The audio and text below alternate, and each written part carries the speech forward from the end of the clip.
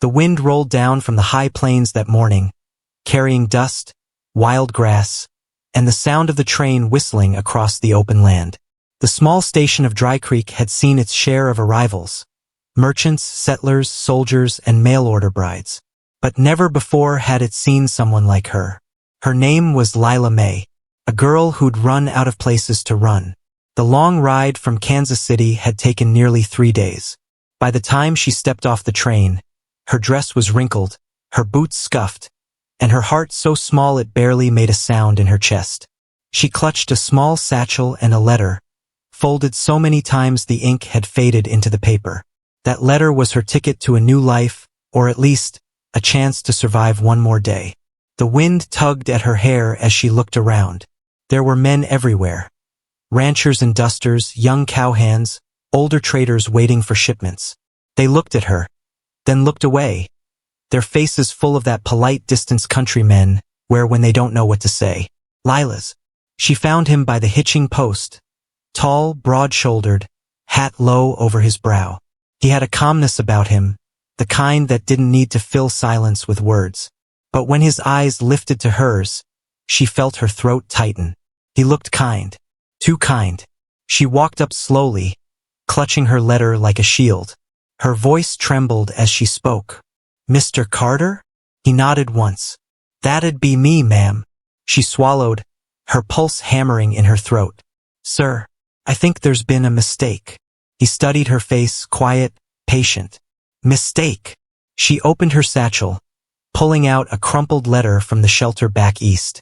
"The agency wrote that you sent for a bride. They said you paid the fee. But I think," her voice cracked, "I think they sent you the wrong one." Jeb took off his hat, eyes steady on her. "And why would you think that?" Tears burned her eyes before she could stop them. "Because I'm not the pretty one you ordered." The words fell into the dust between them, soft but sharp. A few of the men nearby turned to look. Lila's cheeks burned red. For a moment, Jeb said nothing. He just looked at her. Not the way men usually looked at women, but like a man trying to understand something that shouldn't need explaining. Then he smiled, slow, small, and true. "I know enough," he said. "You came all this way. That takes grit. And where I come from, grit lasts longer than beauty." The silence stretched between them. Then, without another word, he picked up her satchel and turned toward the wagon. "Come on, Miss Lila. Home's about an hour's ride." She hesitated. "Home?" He nodded. "If you'll have it." The wheels creaked as they rolled out of town. The sun dipped low behind the hills, washing the plains in gold. Neither spoke much. Jeb's hand stayed steady on the reins. Lila kept her eyes on the horizon, wondering what kind of man could look at a girl like her. Plain, unwanted, bruised by life, and say she was enough. The road wound through open land, endless and wide. A hawk circled overhead, its shadow gliding across the grass. Lila thought of the shelter, the cold hallways, the other girls whispering through the night, each waiting for a letter that might never come. Some of them sent photographs. Lila didn't have one. She only had her words. That's probably why they sent her instead of someone else. When they reached the ranch, the land opened up like a promise. A weathered barn, a small white house with a porch, a windmill turning slow in the evening breeze. It wasn't grand, but it was alive.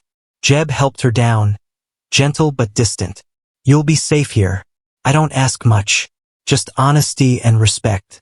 The rest we'll figure as we go." She nods. He smiled slightly. "Don't call me sir. Makes me feel like my pa."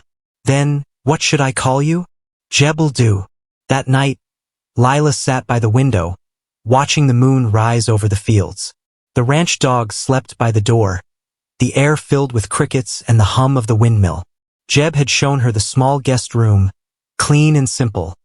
A bed, a quilt, and a shelf of worn books. She traced her fingers along one of them, the Bible, its pages soft from years of use. On the inside cover was a name, Jebediah Carter, 1872. She wondered if he'd lost someone, a wife maybe, or a child. There was a loneliness in his eyes that matched her own. Out on the porch, Jeb sat alone, staring at the stars. He could still hear her words echoing in his mind. "I'm not the pretty one you ordered." He'd seen women like her before, girls who'd been told they weren't enough. He'd grown up poor, with a father who believed hard work could fix anything, except the ache of being unseen. One night, after burying the last of the herd, Jeb sat on the porch steps, hands black with dirt, eyes hollow with exhaustion. Lila brought him a cup of water, her own face streaked with sweat and dust. "Aloo." She knelt beside him, her voice soft but fierce. "No, Jeb, we're not where we started. We've got each other now. That's worth more than any herd." He met her eyes, and something unspoken passed between them. The understanding that real wealth wasn't in the land, but in the hands that held yours through the worst of it. Winter came hard. The nights were long and cold. But every morning, Lila woke to find Jeb already up, fire going, coffee ready. And each evening, he'd wait for her by the porch, just to watch the stars come out. One night, snow drifted against the window, soft and quiet. Jeb wrapped a blanket around her shoulders. "You still think you weren't the pretty one I sent for?" he asked with a grin. She smiled back through tears. "Maybe not, but I think I was the one you needed." He nodded, pulling her close. "That's all I ever wanted." Years later, when the ranch grew again and the valley bloomed green after the rains, folks would still talk about them. The cowboy and the shelter bride who built a life out of faith and stubborn love. And whenever a train rolled through Dry Creek, new faces stepping off with the same hope Lila once carried, someone would tell the story about the woman who thought she wasn't enough, and the man who smiled and said she was everything. The wind. Because some love stories aren't written in letters or sealed by preachers. They're written in the dirt, carved by time, and proven true every single day. The years rolled by like the slow bend of a river. The land around Willow Ridge changed, but the Carter Ranch stood steady. The fences grew taller, the fields greener, the house older. Its wood seasoned by sun and storm. Lila's hands had grown rough from work, her hair streaked with silver, but her eyes, those soft gray eyes that had once trembled with fear, now held peace. Every morning, she rose before dawn. She'd light the fire, boil coffee, and listen for the steady rhythm of Jeb's boots on the porch. Some mornings, he'd be out in the pasture already, talking low to the cattle as if they were old friends. Other mornings, he'd be waiting with her cup in hand, smiling that quiet smile that said more than words ever could. They'd built a life out of dust and stubborn hope. And though the years had taken much, the storms, the sickness, the droughts, they had never taken their respect for each other. The town had changed too. The general store had a new sign.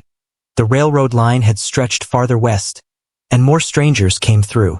Yet folks still spoke of the Carters, not with gossip anymore, but with a kind of fond pride. "Those two," the blacksmith often said, "they're what you call the real thing. Built from the ground up, just like this town. But even the strongest love isn't safe from time. I am sand." By the time Lila reached him, he was lying still in the grass, his face pale, his breath short. She fell to her knees beside him, calling his name. He smiled faintly. "Reckon the ground came up faster than I thought." "Don't talk," she whispered, tears blurring her vision. He brushed her cheek with trembling fingers. "Ain't much to say, Lila May. You've been my home for 20 years. That's enough talk for any man." She cried softly, pressing his hand to her heart. "You hold on, you hear me? The doctor's coming." But the doctor came too late. Jeb Carter, the quiet cowboy who once smiled at a stranger and told her she was enough, passed away with the wind blowing through the wheat fields and his wife's name on his lips. The town gathered for the funeral. Every man took off his hat. Every woman brought flowers. Lila stood tall, her black shawl fluttering in the breeze, her face pale but steady. When it was her turn to speak, she looked at the ground and said softly, "He never asked for more than what he was given. And somehow, he still gave back twice as much. There wasn't a dry eye in the valley that day." She took over the work, slowly at first, then with purpose. The ranch hands offered to help, but she refused most days. "I can manage," she'd say with that gentle, stubborn pride. At night, she'd sit by the fire with his old hat resting on the table beside her. Sometimes she'd talk to him. Not loud, just enough for the wind to hear. "You were right, Jeb," she'd whisper. "Grit does last longer than beauty." As the years stretched on, folks began to visit the ranch more often. Not for cattle or business, but for her stories. Young couples would sit on her porch, asking how she knew Jeb was the one. She'd smile, gaze drifting to the horizon. "Because he saw me when the rest of the world looked away. That's how you know. It's not in what they promise. It's in what they see." One summer evening, a young girl from the town came to stay with her. Annie, an orphan from the new shelter.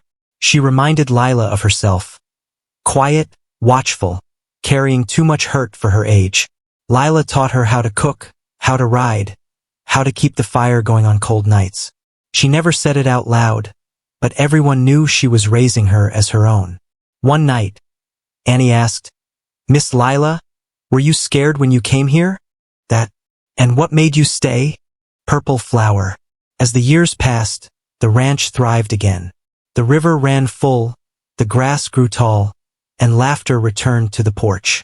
Annie grew up strong and bright, and when she married a young ranch hand, Lila gave her the land where Jeb used to stand and watch the sunset. She called it Hope's Rest. On the day Annie and her husband moved into their new home, Lila stood under the old oak tree, the same one where she and Jeb once carved their initials. The wind tugged at her shawl, carrying the scent of rain. She closed her eyes and whispered, "You see, Jeb? We made it last." And maybe, just maybe, the wind answered back, soft, low, and full of warmth. That night, Lila sat on the porch, watching the moon rise. She felt tired, but it was the good kind of tired, the kind that comes after a full life. She leaned back in her chair, her hands folded in her lap, and let the sound of the crickets fill the silence. When the morning came, Annie found her still there, peaceful, eyes closed, a faint smile on her lips. They buried her beside Jeb, under the oak tree, where the land stretched wide and the sky never ended. On the stone, the townsfolk carved the words Lila once told Annie. "He saw me when the world looked away." When he saw her step off that train, thin as a ghost but standing proud, something inside him settled. He hadn't written to the agency looking for beauty. He'd written because silence was starting to feel like death. And now there she was, trembling, brave, alive. Inside, Lila brushed out her hair by lamplight. For the first time in years, she didn't feel like a burden, just a person. The next morning, she woke early to the sound of roosters and the smell of coffee. Jeb was already at the table reading a letter. He looked up, smiling faintly. "Morning, Miss Lila. Hope you like strong coffee." She nodded, sitting down. "I like anything that's warm." He chuckled quietly. "You'll fit in fine here then." "Daze you." But Jeb is not. And slowly she began to believe it. One afternoon, when a group of ranchers laughed about shelter brides at the general store, Lila froze. But before she could walk away, Jeb turned, his voice calm but cold. "Watch your words, boys. Some of us know what it means to start with nothing." The laughter died quick. Jeb paid for the flour, tipped his hat to the clerk, and let her out. On the ride home, Lila whispered, "You didn't have to do that." He looked at her, eyes soft. "You think I was gonna let someone talk down to my wife? She will be." He shrugged, half smiling. "Don't reckon I need a preacher to tell me what my heart already knows." The wind carried his words away, but they stayed with her long after. That night, under the wide, silent sky, Lila stood on the porch. The stars shimmered like spilled glass. She pressed her hand against her chest and whispered, "Thank you, Lord, for giving me what I never dared to ask for." Sheila. He nodded. "Good. I'll take it." The lamp flickered between them. The wind stirred the wheat fields. And somewhere deep in that quiet land, two hearts that had known too much loneliness finally found a place to rest. Spring came to Willow Ridge like a long-awaited letter. Soft winds, green shoots, and the kind of light that makes everything look born again. Lila had been on the ranch nearly 6 months now, and every day she woke with something new to learn. How to mend a fence, how to calm a spooked horse, how to smile without fear that it would be taken away. The townsfolk had stopped staring when she walked by, but the whispers still followed. That's her, the shelter bride. She ain't the one he ordered, you know? She's plain, but he treats her like gold. Lila learned to keep her head high. She'd lived through worse than gossip. But sometimes, when she was alone in the barn brushing the mare, she'd feel it again. That old ache of not being enough. One evening, she found Jeb sitting by the corral fence, watching the sun dip below the ridge. He looked tired, the kind of tired that comes from carrying more than his share. She sat beside him quietly. "Something on your mind?" she asked. He smiled faintly. "Always is. Fences need fixin', calves comin' early, and the river's runnin' low." She tilted her head. "That's not what I meant." He looked at her then, really looked, and sighed. "Got a letter today. From the agency." Here it was. He nodded, handing her a folded envelope. The paper was stiff, the writing neat. It read, "Mr. Carter, we regret to inform you there was an administrative error in your previous bride arrangement. Your intended match, Miss Evelyn Harrow, has inquired about your status and wishes to resume correspondence if you are still seeking a bride." Purple felt her. Jeb's tears stung her eyes. And if they hadn't? If Evelyn had shown up that day? The words broke something open inside her, a place she'd kept sealed for years. She reached for his hand, rough and warm, and for the first time didn't pull back. That night, the wind came up from the valley, bringing rain. The roof creaked, thunder rolled, and in the dim lamplight, Jeb kissed her, gentle, sure, the way a man does when he's found what he didn't know he was missing. After that, they worked the land together side by side, day by day. Jeb showed her how to read the clouds before a storm, how to fix a saddle, how to stand her ground when life tested her. And in return, Lila brought warmth into his world. Songs by the stove, laughter in the yard, and the simple comfort of someone waiting by the window when he rode home. But one dry summer afternoon, a group of men rode in from town. Ranchers who'd been losing cattle to drought and dust. Their leader, a big man named Roy Baxter, was known for trouble. He leaned against the post, sneering. "Carter," he said, spitting into the dirt. "Heard you took in one of them shelter girls. Folks say she ain't even yours by right." Jeb set his jaw. "You got something that needs sayin', say it plain." Roy smirked. "Just wonderin' how a man like you ended up with scraps when better was waitin'. Maybe you don't mind damaged goods." Before Jeb could answer, Lila stepped forward. Her voice was calm, but her hands were steady. "If you've come to insult me, you'll have to do better than that. I've been called worse by better men." Roy blinked, taken aback. A few of his men chuckled nervously. "Jebar." The riders backed off, dust swirling around them as they disappeared down the trail. When the noise faded, Jeb turned to her. "You didn't have to face him." She looked up at him, eyes clear, proud. "You told me once grit lasts longer than beauty. I'm just proving you right." From that day on, no one questioned her place again. Autumn came early that year, and with it, a sickness that spread through the cattle.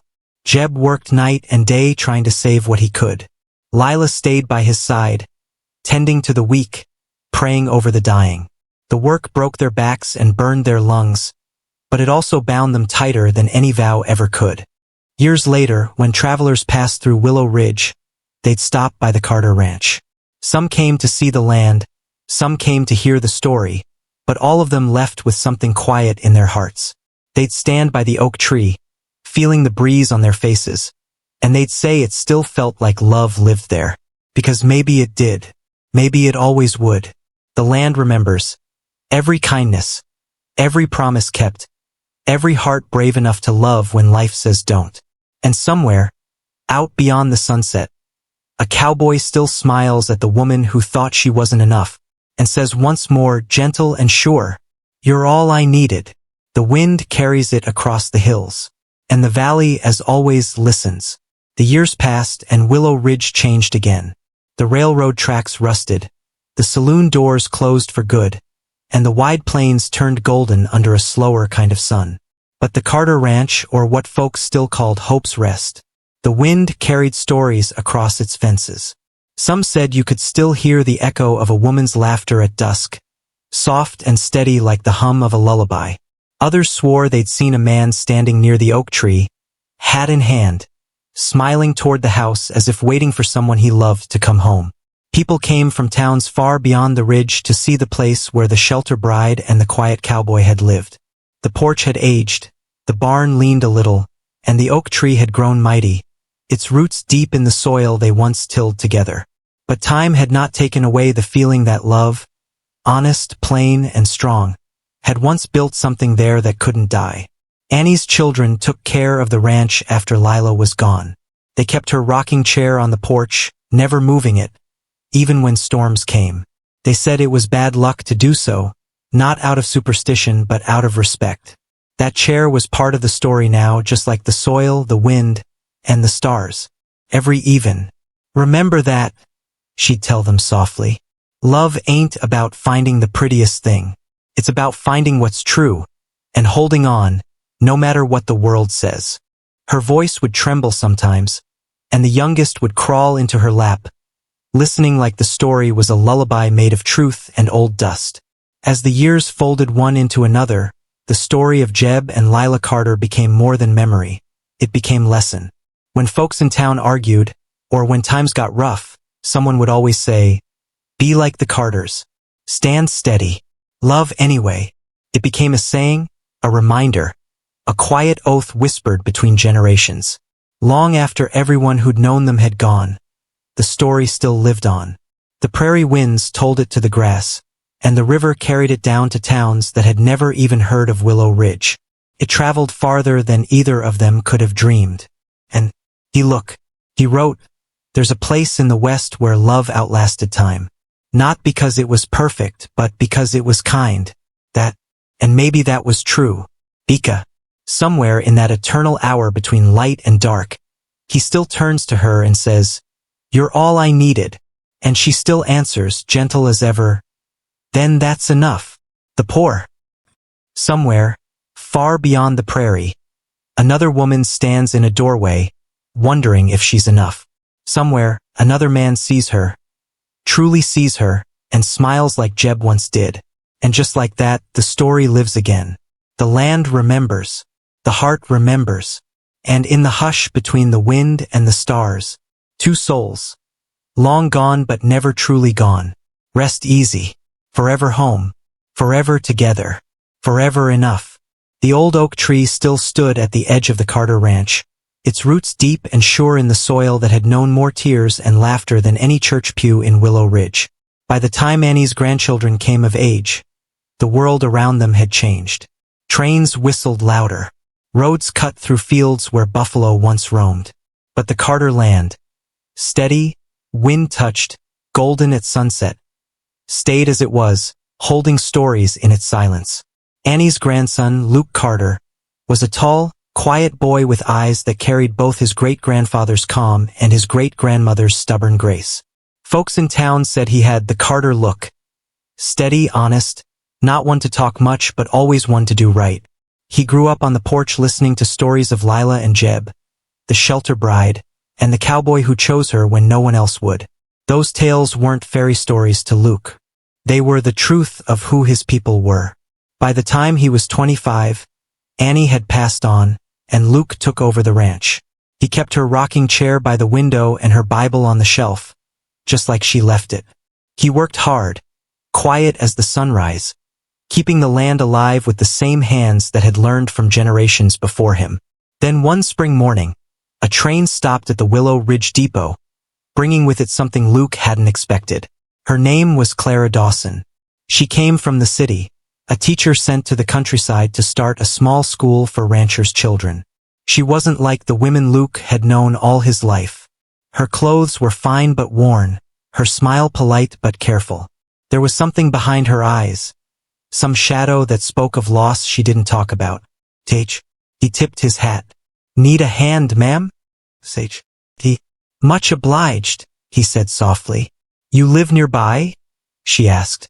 Carter Ranch, just past that ridge. Her oldest, he said, and proud of it. He didn't say more, but that day something quiet began, like the first note of a long, slow song. Over the weeks that followed, they crossed paths often. He'd ride by the schoolhouse on his way to town, stopping to help her fix a fence or carry supplies. She'd wave from the porch, hair pulled back, chalk dust on her dress. He liked how she looked at him, like she saw more than a man covered in dirt and sweat. One afternoon, after class ended, Clara found him waiting outside with a jar of honey in his hands. It's from our hives, he said. Thought you might like it. But Willow Ridge wasn't kind to newcomers.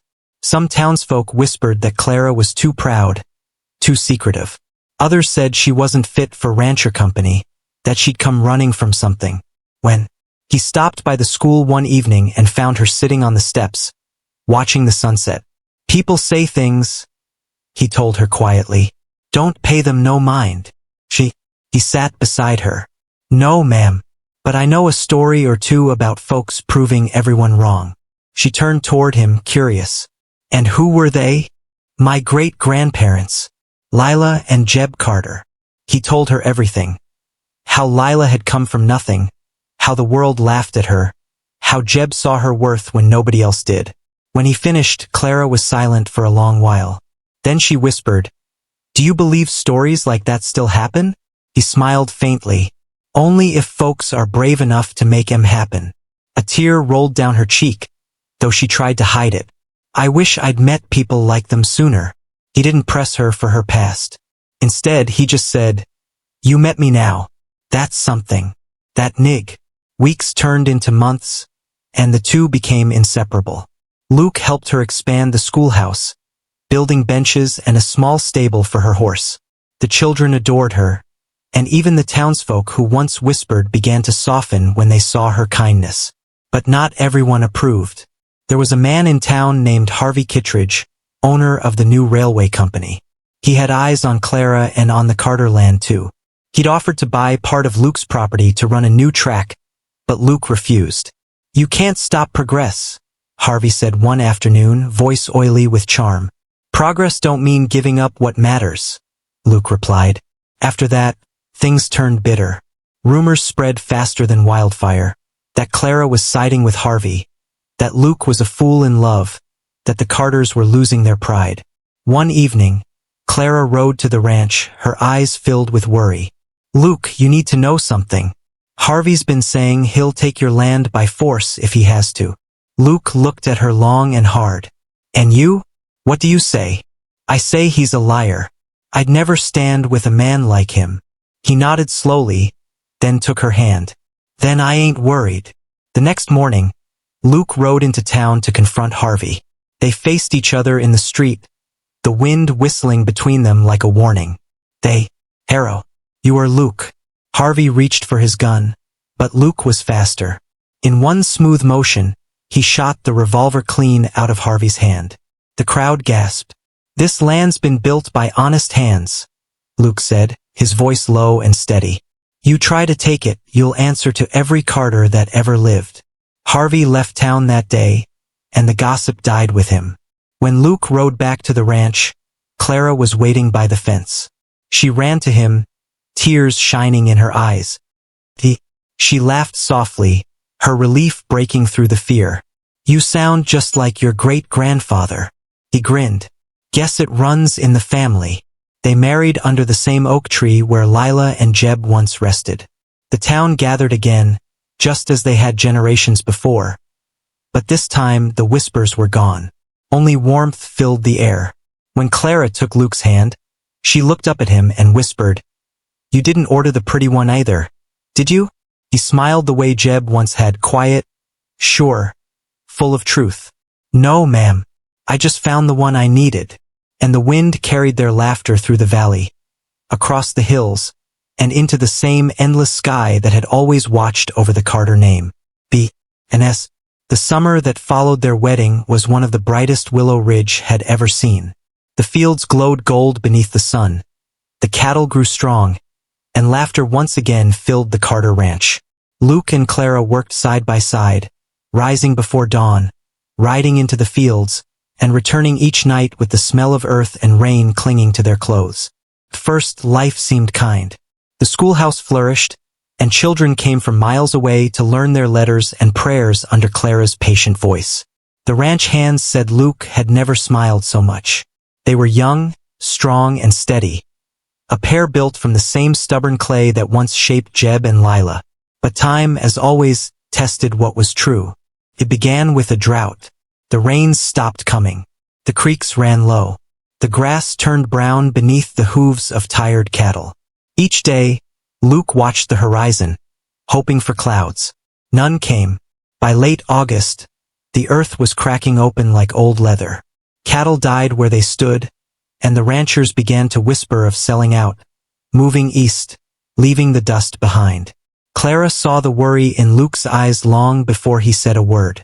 She found him one evening sitting on the porch, staring at the parched hills. His hat was in his hands, his shirt soaked in sweat. "Luke," she said softly, "we've been through worse." She placed a hand on his shoulder. "If it doesn't rain by next week, we'll still be here, just like your grandparents were. The land remembers the ones who don't quit." He looked. She smiled faintly. "Because you always forget what you already know." They held each other as the last light faded, and for a moment, the world felt still. But as the drought stretched into months, the quiet strength between them began to strain. The cattle were sold off, the ranch hands dismissed. The only ones left were Luke, Clara, and a few loyal workers who refused to abandon them.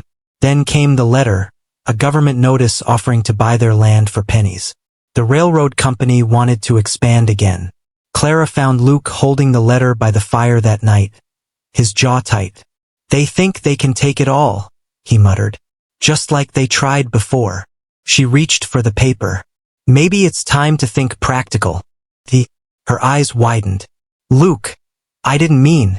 But he was already walking out into the dark. For days passed. Luke barely spoke. He worked from dawn to dusk, mending fences that didn't need fixing, trying to outwork the feeling of helplessness. Clara kept teaching, though fewer children came. The dust clung to everything, to her clothes, her hair, her heart. Then, one evening, as she walked home from the schoolhouse, she saw Luke in the distance, standing under the oak tree. The wind blew hard, carrying the smell of storm, the first in months.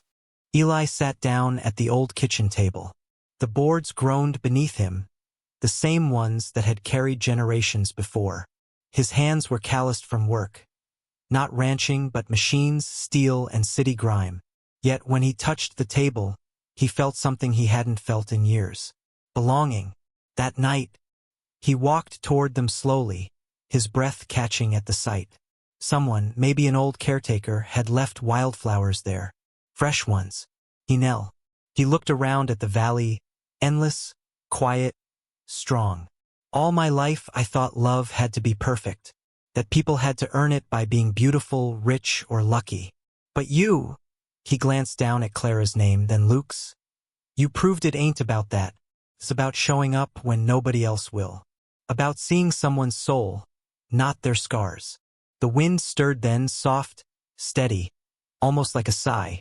The branches of the oak whispered overhead, and the wheat swayed in waves that shimmered under the moonlight. For a moment, Eli thought he heard voices. Faint, distant, warm. A woman's laughter. A man's gentle drawl. He smiled, tears blurring his eyes. "Guess you're still here." He stayed there until dawn. When the first light touched the valley, he made a promise. That he'd restore the land, keep the stories alive, and teach his own children what love really meant. And he did. Years later, folks driving through the new paved roads would sometimes stop at the Carter place. Now restored, its barn red again, the schoolhouse open for visitors. They'd walk the trail to the oak tree, and if they listened close, they'd hear the sound of laughter and horses carried on the wind. Inside the house, Eli's daughter, a little girl named Clara May, often sat by the window, writing in a leather-bound book. When her mother asked what she was doing, she'd smile and say, "I'm writing stories about Grandma Clara." The one who wasn't the pretty one. And her mother would laugh softly. Who told you that? Clear. She'd keep writing, her pencil scratching over the page. But I'm gonna change it, she'd say. Because I think she was beautiful. The kind of beautiful that never fades. Outside, the sun would rise over Carter Valley, spilling light across the fields. The same light that had once touched the faces of two souls who defied a cruel world just by choosing each other. And so their story lived on. Not in books or plaques, but in hearts, in soil, in bloodlines. Every act of kindness, every quiet gesture of love, carried their spirit forward. No one could ever prove it. But those who believed always left with a kind of peace they couldn't explain. Because some love stories don't need to end. And as the stars rose above Carter Valley, the wind whispered the words that had begun it all, simple, quiet, eternal. You are. The sun dipped low over Carter Valley, washing the fields in gold and shadow.